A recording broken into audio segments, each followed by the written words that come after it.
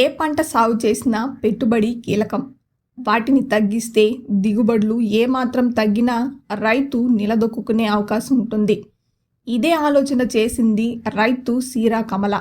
కూలి రేట్లు, సాగు వినియోగ వస్తువులు ధరలు పెరిగిన నేపథ్యంలో పెరిగిన పెట్టుబడిని తగ్గించేందుకు రైతు సాధికార సంస్థ అదే భూమిలో అదనపు పంటల విధానాన్ని తెరపైకి తెచ్చింది. దీన్ని అనుసరిస్తున్న రైతు కమల పెట్టుబడిని తగ్గించుకోవడమే కాకుండా ప్రకృతి పద్ధతిలో సాగు చేస్తూ రసాయన రైతు కన్నా అదనపు ప్రయోజనాన్ని పొందుతున్నారు.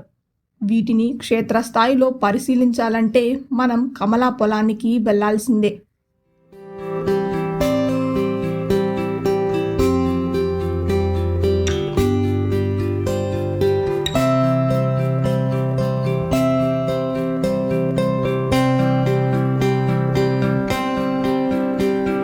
అందరికీ నమస్కారం అండి.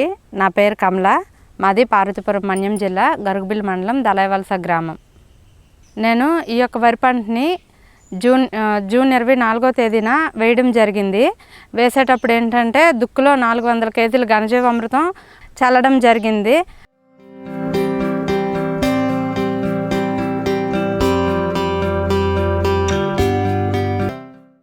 నాకున్న ఎకరం పొలంలో ఏ గ్రేడ్ మోడల్గా తయారు చేసుకోవడం కోసం నేను 5 అడుగుల గట్లు వెడల్పు చేయడం జరిగింది. మొత్తం గట్టు అంతా కలిపి ఒక 20 సెంట్ల వరకు గట్టు వెడల్పు చేయడం జరిగింది. గట్లు వెడల్పు చేసిన తర్వాత గట్ల పైన బేర, చిక్కుడు విత్తనాలు వేయడం జరిగింది. బెండ విత్తనాలు వేయడం జరిగింది. వాటితో పాటుగా బంతి, వంగ, మునగ, నిమ్మ, దానిమ్మ, యాపిల్ బేరు, బొప్పాయి, అరటి మొక్కలు వేసుకోవడం జరిగింది. గోంగూర మనం వరి వేసేటప్పుడే దుక్కులో గోంగూర విత్తనాలు చల్లటం వల్ల ఓన్లీ గోంగూర అమ్మకం ద్వారా నాకు 3000 వరకు ఇన్కమ్ వచ్చింది. మే 25న క్రాప్ పెట్టడం జరిగింది. ఏదైతే బేర, వంగ, ఈ బంతి, చిక్కుడు ఈ పంటలన్నీ కూడాను గట్ల మీద వేసే పంటలన్నీ కూడా మే 24, 25న పెట్టడం జరిగింది. అయితే నాకు జూలై 2nd వీక్ నుంచి ఇన్కమ్ స్టార్ట్ అయింది. జూలై 2nd వీక్ నుంచి నాకు బేర, చిక్కుడు, వంగ, బంతి, బెండ ఈ 5 రకాల పంటల నుంచి కూడాను నాకు ఇప్పటి వరకు 11,600 ఇన్కమ్ వచ్చింది.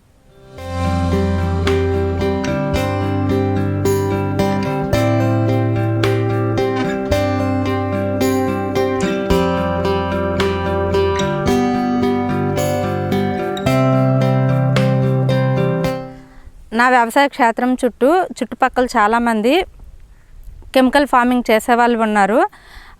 వాళ్ళు విత్తనాలని వెదజల్లడం జరిగింది. నేనేంటంటే తాడు పెట్టి విత్తనాలు అనేవి లైన్ పద్ధతిలో 1-2 గింజలు అనేది నాటడం జరిగింది. ఇలా నాటిన తర్వాత ఏమైందంటే నా పొలంలో వచ్చేసి ఒక దుబ్బు దగ్గర కనీసం 15 నుంచి 18 వరకు పిలకలు అనేవి ఉన్నాయి. కానీ వెజ్జన్నిన పొలంలో 3, 4, 5 పిలకలు అనేవి ఉండడం గమనించాను. అదేవిధంగా దుబ్బు శాతం కూడా తక్కువగా ఉంది. ఇది కెమికల్ ఫార్మింగ్ ఫీల్డ్ అండి.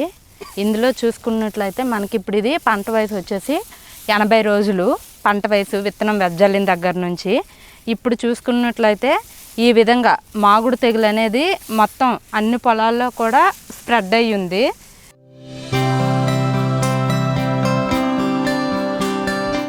ఇది కెమికల్ ఫార్మింగ్లో మనం తీసుకున్నామండి. ఈ కెమికల్ ఫార్మింగ్లో వచ్చేసి దీని తాలూకా వేరు వ్యవస్థ ఇది ఫుల్ ఫ్లెడ్జ్డ్గా వేరు అనేది లోపలికి చొచ్చుకుపోలేదు. తక్కువ వేరు వ్యవస్థ అనేది ఏర్పడింది.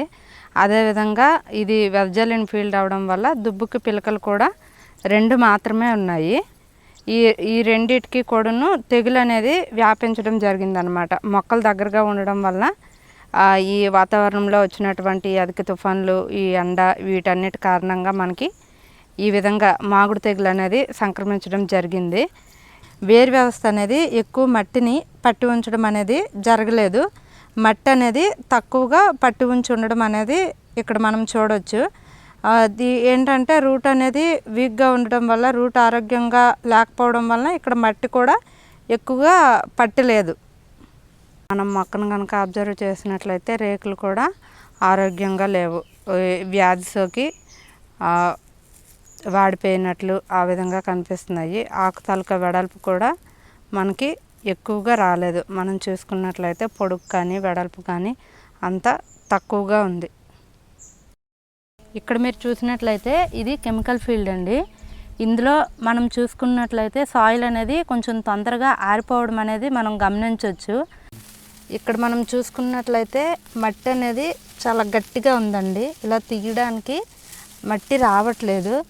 అదేవిధంగా ఇందులో చూసుకున్నట్లయితే వానపాములు కూడా అసలు ఏమీ లేవన్నమాట. ఈ విధంగా మనం చూసుకున్నట్లయితే సాయిల్ కూడా చాలా గట్టిగా ఉంది.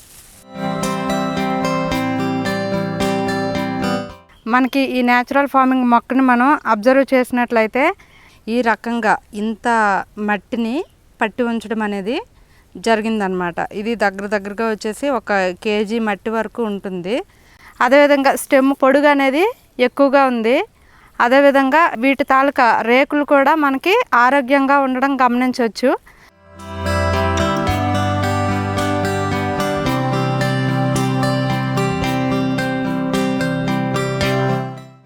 మనం ఒక రేకును కనుక గమనించినట్లయితే ఈ విధంగా ఇంత వెడల్పుగా ఇంత పొడవుగా ఉంది. మనకి న్యాచురల్ ఫార్మింగ్లో చూసుకున్నట్లయితే మట్టి అనేది ఈ విధంగా స్మూత్గా ఉండడం మనం గమనించవచ్చు.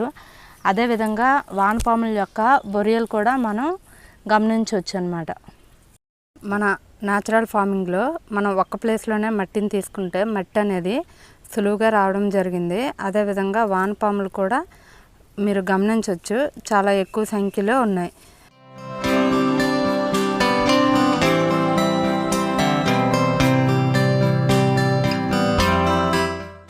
వరి పెరుగుదల కోసం మేము ప్రతి 15 నుంచి 20 రోజులకు ఒకసారి జీవామృతం పిచికారీ చేయడం జరుగుతుంది. అదేవిధంగా జీవామృతం పారించడం కూడా జరుగుతుంది.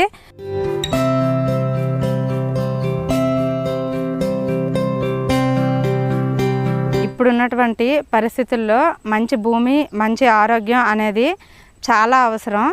అందుకని మా గ్రామంలో ఉన్నటువంటి ఎక్కువ యువ రైతులకు ఆరోగ్యం కోసం, మంచి భూమి కోసం ఎక్కువగా ప్రిపరేషన్ చేయడం జరిగింది. ఈ జీవామృతం, ఘనజీవామృతం ఎలా చేసుకోవాలి, ఏ విధంగా వాడాలి ప్రాక్టికల్గా చేసి చూపించడం ద్వారా వాళ్ళు కూడా నేర్చుకొని వాళ్ళ యొక్క పంట పొలాల్లో ఆచరించడం అనేది జరుగుతుంది.